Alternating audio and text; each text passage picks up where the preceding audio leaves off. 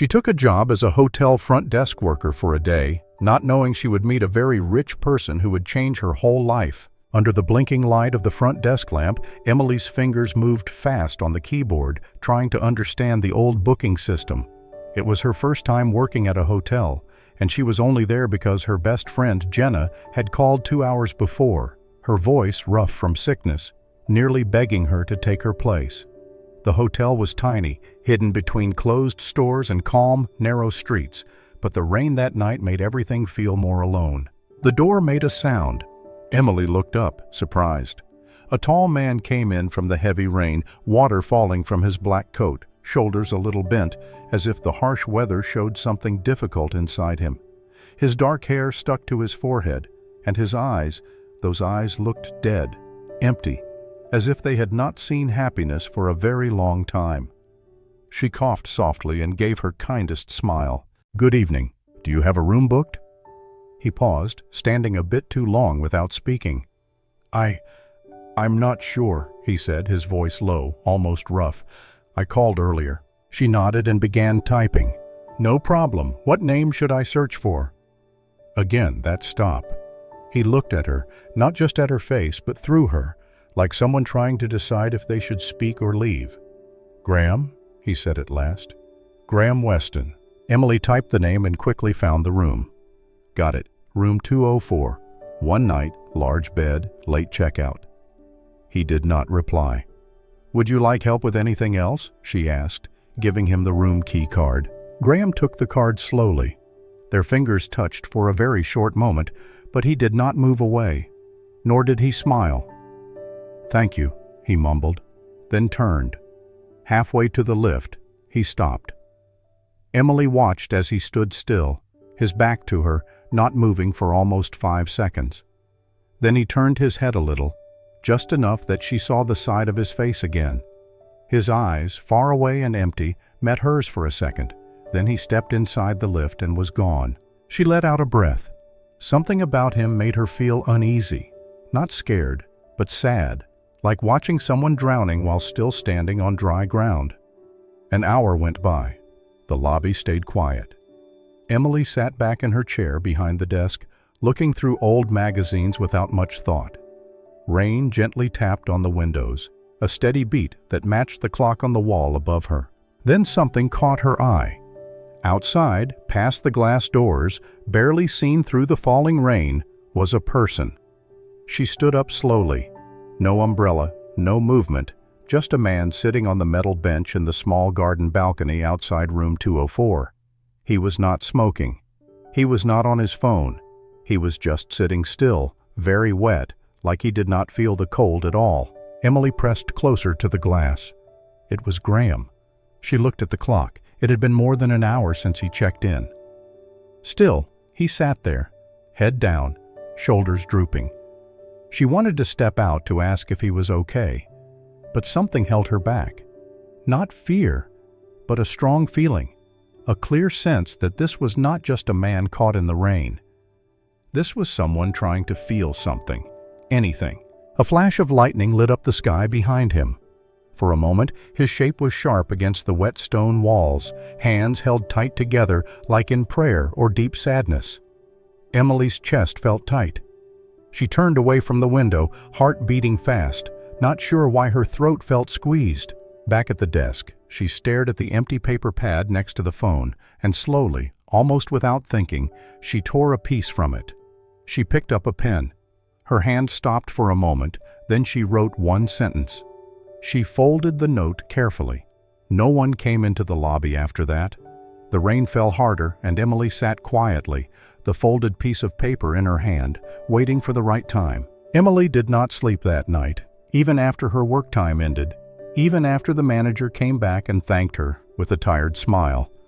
Even after she walked the 12 blocks home with sore feet and wet clothes, her mind stayed stuck on the man in room 204, Graham Weston. She said the name quietly again and again, as though it might open something. The way he had stood on the balcony for over an hour in the cold rain without moving, it bothered her deeply. It was not just sadness in his eyes.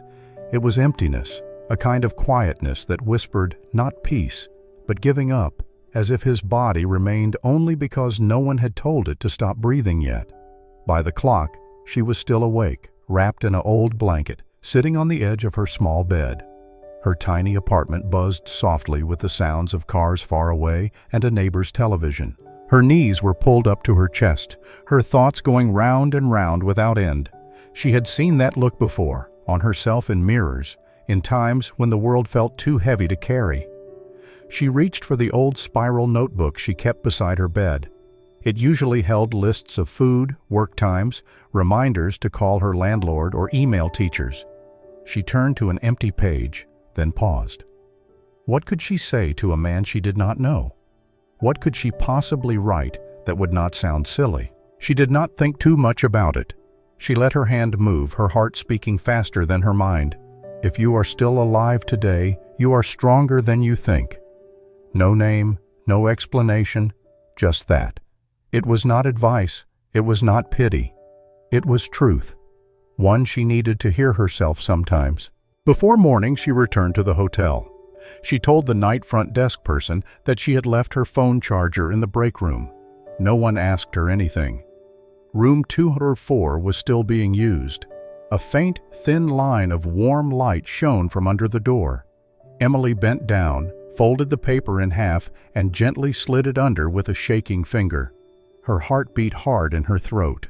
She stood for a moment, staring at the number on the door, then walked away.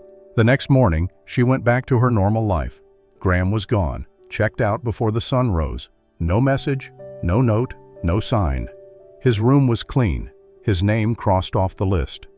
When Emily asked Jenna at the front desk if he had said anything, Jenna just shrugged. Nothing. Handed me the key and walked out. Didn't even ask for a paper. A strange feeling grew in Emily's chest. Not sadness, not quite, just emptiness, like waiting for an answer that never came. She told herself she was being foolish. He was a stranger, a man she had seen once. It was silly to expect a sign, a thank you, a smile. But still she had hoped for something. Instead, all she got was silence. Days passed. She went back to the busy mess of her life. Bookstore jobs in the morning, cafe work in the evenings, library hours squeezed in between. Her bank money went down. Her school bill was very large. Her college helper warned that without payment, her lessons might stop. The stress pushed down harder. She tried to forget room 204. But sometimes when she was closing the cafe alone, wiping down the counters to the sound of a floor fan, she would remember the rain-soaked man on the balcony, the one with eyes like doors to nowhere. And she wondered, not all the time, but in quick thoughts, did that note matter? Did he read it? Was he okay? She would never know. But deep down she hoped, very much, quietly, that those 12 words had held him just long enough, that maybe, just maybe, they had caught someone just about to give up. 2 months had passed since that rainy night. Emily had put the memory of Graham in a quiet part of her mind, stored somewhere between slight interest and silent hope. Life had not slowed down. If anything, it had grown harder. School fees increased. Her cafe work hours grew longer, and the bookstore had cut her hours because of low sales. So when she opened her email one morning and saw a message titled, "Job Chance, Assistant to Boss," she thought it was junk mail until she read the details. Her full name was spelled right. The message talked about someone personally recommending her. The sender was a big company in health technology, Athereion, a company she had only barely heard of from the news. She reread the email 3 times. She had never asked for this job. A phone number was listed. She dialed it with shaking fingers, half thinking a machine would answer. "Good morning. This is Catherine from Athereion," a happy voice said. "Is this Miss Emily Clark?" "Yes," she spoke without thinking. "We're happy you got our message. We'd like to ask you for a meeting in person with our main boss about the assistant job." "I think there's been a mistake," Emily said. "I never asked for it." There was a pause. "Actually, you were told about by someone who asked to stay secret for now." Emily agreed to the meeting, unable to explain why, her heart beating fast with worry and something very much like excitement. 3 days later, she found herself standing in front of Athereion's shiny main building, wearing her best used jacket and the only high heels she owned.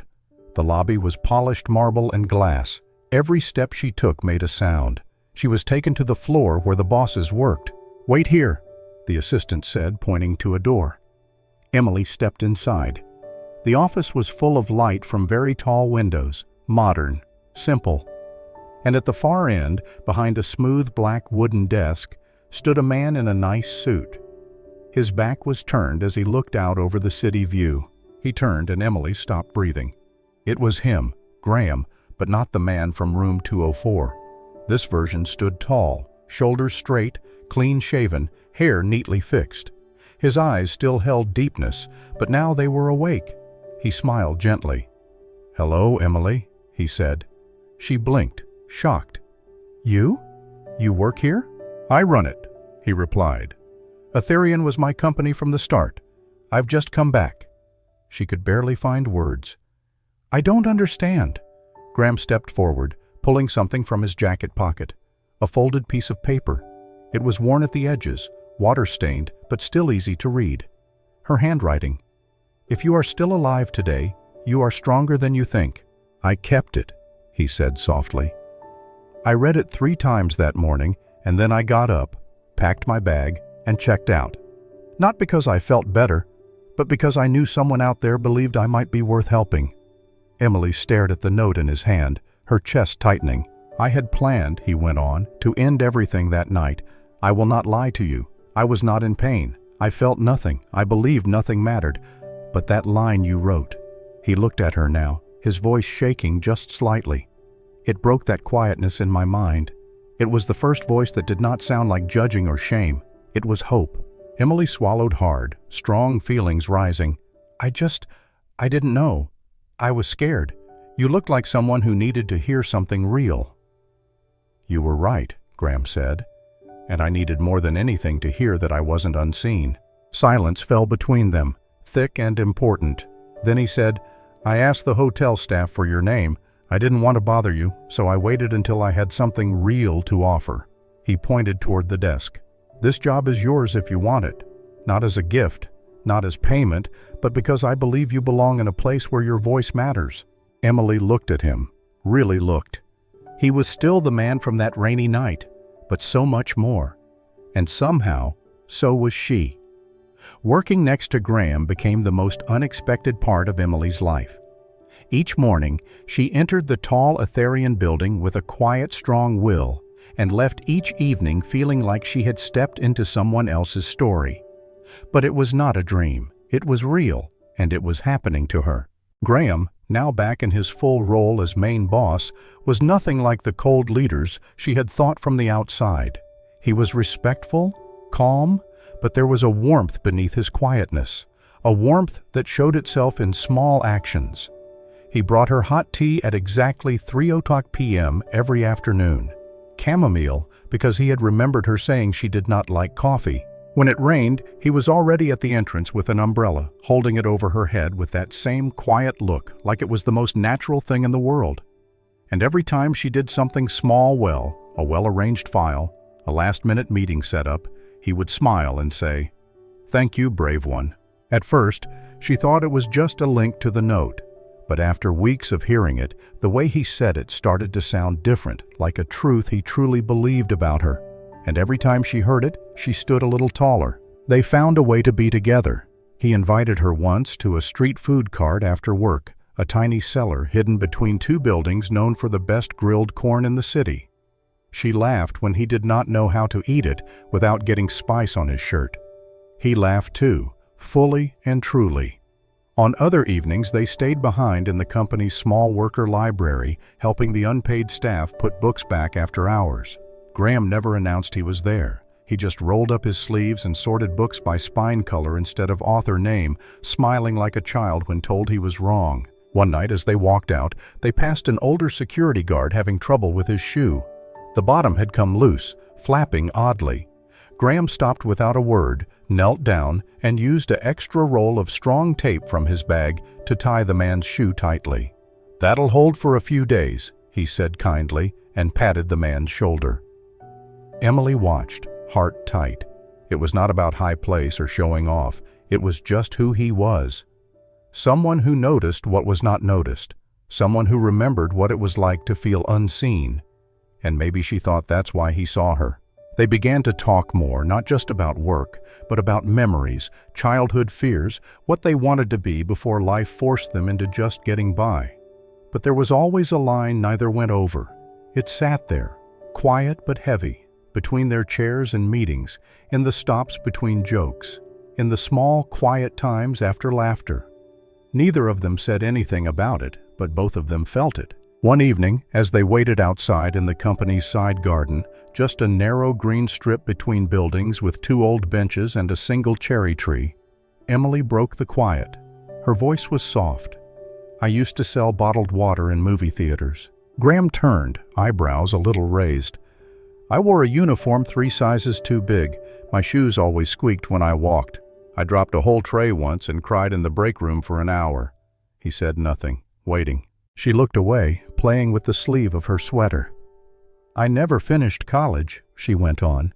"Couldn't pay for it. Most days I still don't know half the special words people use here. I search for things online when I get home. I practice answers before meetings." Graham's voice was low. "You are doing more than well." She smiled, but it did not reach her eyes. I don't belong in a place like this. Not really." Then, almost like a whisper, she added, "I'm just a girl who once sold water at the movies. I don't belong in your world." Graham turned fully toward her. His face was not pity. It was something deeper, something careful. He opened his mouth to reply, but paused. Instead, he reached into his pocket and pulled out the same note she had written, the one he still carried, folded with care. He did not say anything. He did not need to. And in that moment, Emily was not sure if she felt comforted or more scared of how deeply this man could see her. It was late, well past work hours, and the building had become very quiet. Outside the window, the city glowed softly, dimmed under the falling evening. Emily and Graham sat across from each other in the small break room, half-empty cups of tea between them. Graham looked tired, but not the kind of tired from long meetings or endless emails. This was a tiredness born deep in the bones, the kind that settled in the soul. "I owe you a story," he said quietly, his eyes fixed on the moving tea in his cup. Emily tilted her head, listening. "You know I'm the CEO," he said, "but you don't know why I wasn't here until recently." She nodded slowly. She had always wondered about the gap, the quiet talks around the office, the half-finished sentences in articles she had found online. He leaned back in his chair, the lamplight catching the sharp lines of his face. 6 months ago, a device my company made, an advanced part for checking patients after surgery, stopped working during a normal operation. The patient died on the table. Emily's breath stopped. "The failure wasn't caused by our main technology," he said. "It was a flaw in a part from another company, something we should have found but didn't in time." He paused. The news did not care about details.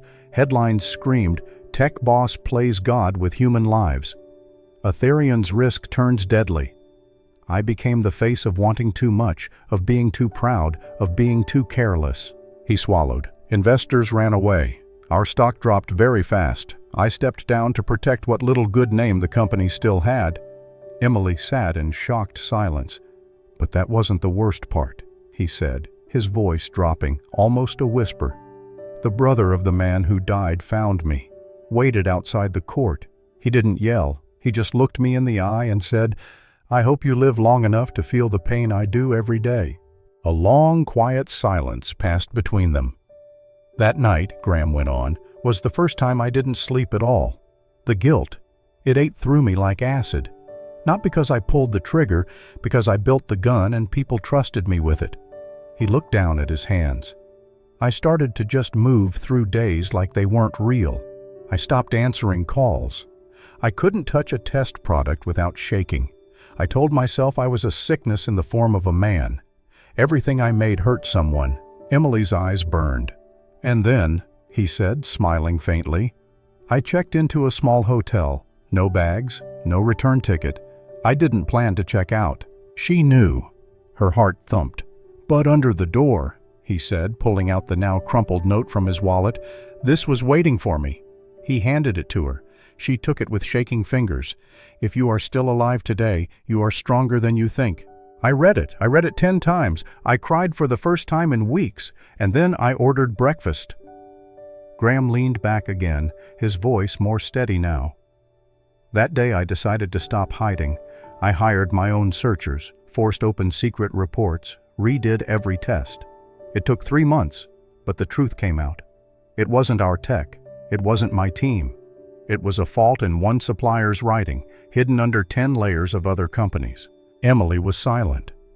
"I didn't sue. I didn't announce anything. I took the report to the family of the person who died myself. I sat with them every week for 2 months until their son's name didn't feel like acid when I said it. And the company, it's getting better," he said. "Slowly, we've built back most of the trust, but I came back different. I came back knowing power isn't about big ideas, it's about being responsible." He looked at her now, his voice lower. "And that's when I found you again." Emily's hands trembled slightly as she placed the note down on the table. Her throat tightened and her chest ached in a way she couldn't explain. She had walked into this job thinking she was just a helper, a lucky girl, an afterthought. But sitting across from this man, she realized something important. He wasn't a hero. He was someone who survived. And so was she.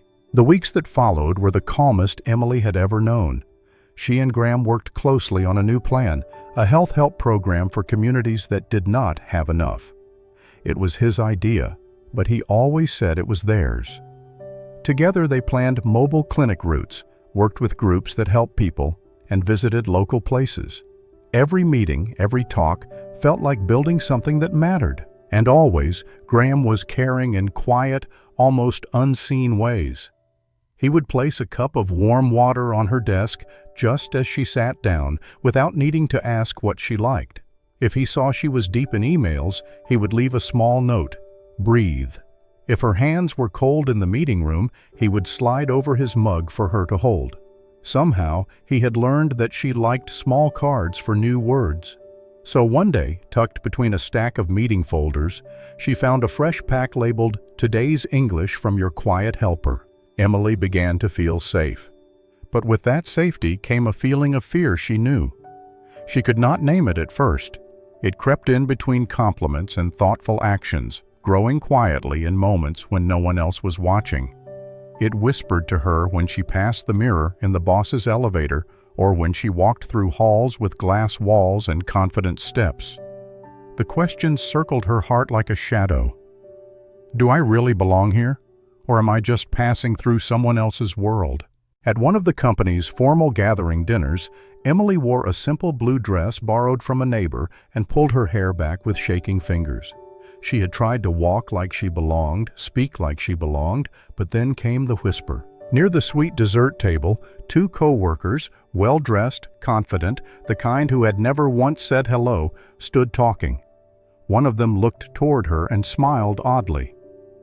"Nice of the CEO to bring his helper," he said. "Though I guess when someone saves your life, it buys them a seat at the table." The other laughed softly. Or maybe she's just very good at convincing. Emily froze. She did not face them. She did not even turn around. She just walked out of the room. The laughter followed her like a ghost. The night air was sharp, the stars too quiet. Inside her chest, something twisted. Back at her table, Graham was still speaking with a visiting talker. He had not noticed she had left. Or maybe he had, but gave her room. It did not matter. She returned briefly, just long enough to slide a folded note onto his plate. Then she left. The note read, "You saved me from deep sadness, but now I need to save myself from forgetting who I am."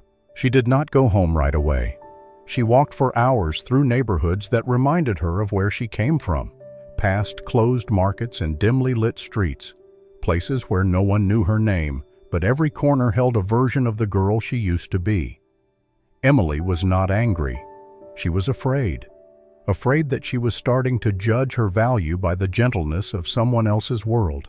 afraid that every kind thing Graham did, though it was real and beautiful, might also be tying her into a life she had not yet earned. She needed to step back, not to run from him, but to find herself apart from the man who once made her feel seen. Because if love was to grow, and she was honest enough now to call it love, it had to bloom between two whole people, not one reaching up and the other pulling down. She owed that to herself and to him. Emily handed in her letter the next Monday. It was not a quitting, but a quiet step back, a request for a leave of absence for an unknown time, typed neatly, sealed in a simple envelope, and left on Graham's desk before the office filled with voices and the day became loud. She did not wait to see his reaction. She did not stay for his approval. The letter said everything she needed it to. Thank you for believing in me. Thank you for helping me start. But now I have to walk this next part of the road on my own.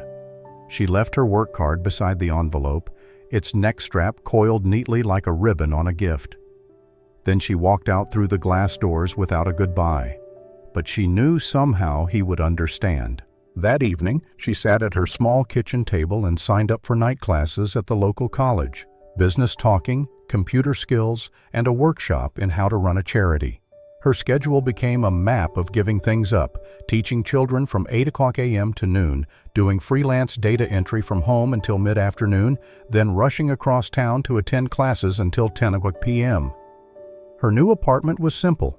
One room, no elevator, no balcony, but the rent was hers to pay, the furniture hers to choose, and the quiet at the end of each day hers to keep. There were no gifts from Graham, no favors given, no hidden ties. He had offered to help quietly, with respect, a scholarship here, a contact there.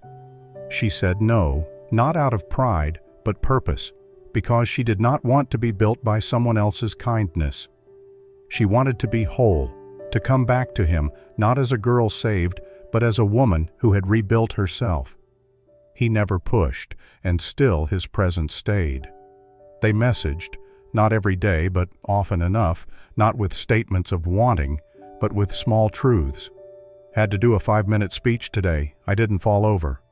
Tried that ramen place you said. My thoughts 7:10. Needs more garlic. Found a word that means healing is happening. We'll send it later. It felt strange being apart yet connected. It was not romance, not in the usual way, but it was something stronger. And somewhere between being very tired and growing, Emily knew she was no longer just surviving. She was living. Each rent payment made, each child she helped read a paragraph without struggling. Each night she fell asleep on her own terms.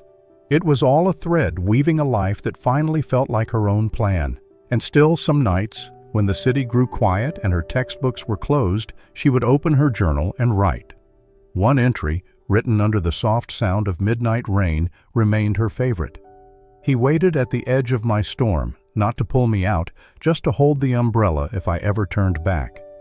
If he's still there when I find my center, then we can begin again, not from the first page, but from the second page as two whole people who choose each other. 2 years passed. Emily stood before a full hall, the lights warm on her face, the microphone soft in her hand. Her blonde hair was pulled back into a simple twist, and she wore a blue dress that had once belonged to her mother. She did not need a screen to read from. Her voice, once shy and unsure, now had clearness and quiet confidence. She had grown into her story, not just the one others told about her, but the one she had learned to tell herself. She was being praised for her work with a charity that gave reading lessons and health help to women who did not have enough. The project had started with one borrowed classroom, 2 students, and a pile of free books. Now it was a network across the state.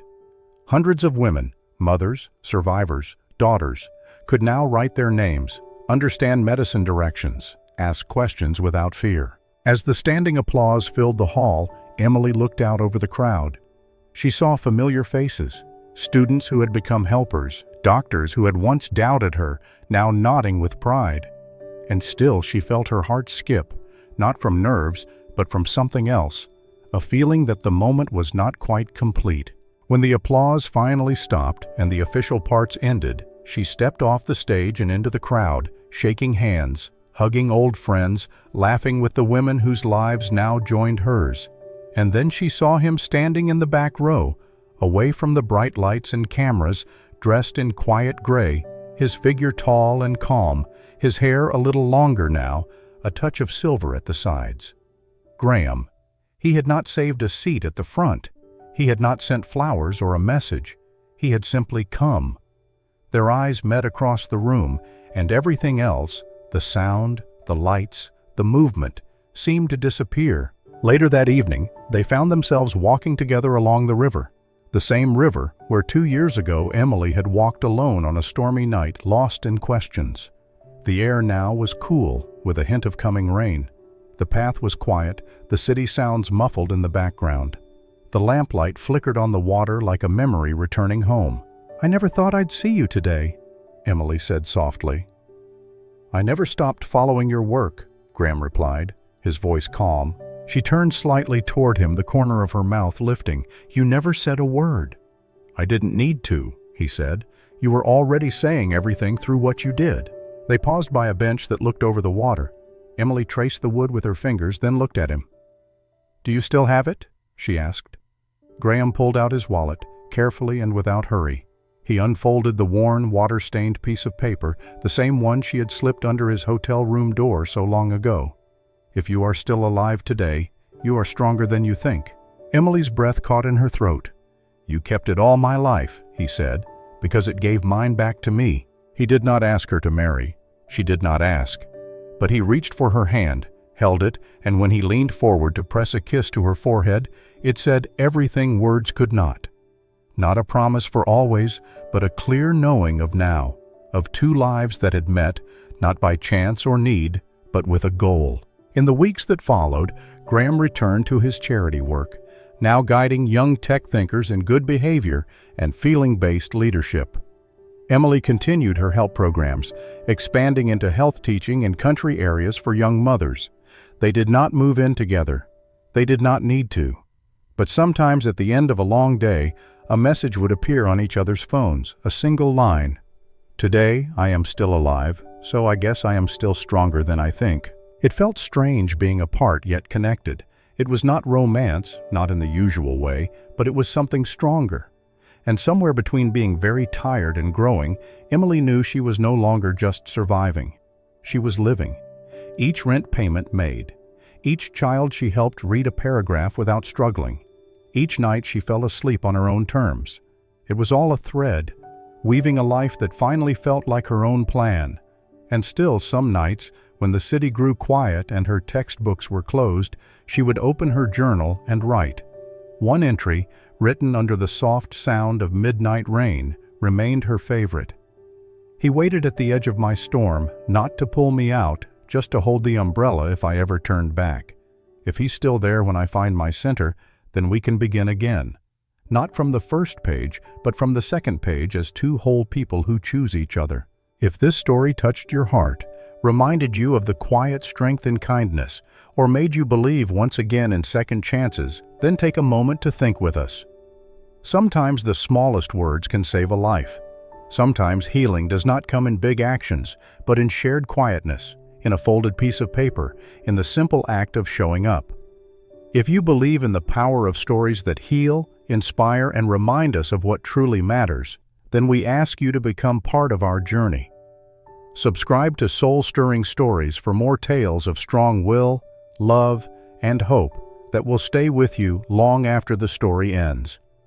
Thank you for watching, and remember, if you're still here, you're already stronger than you think.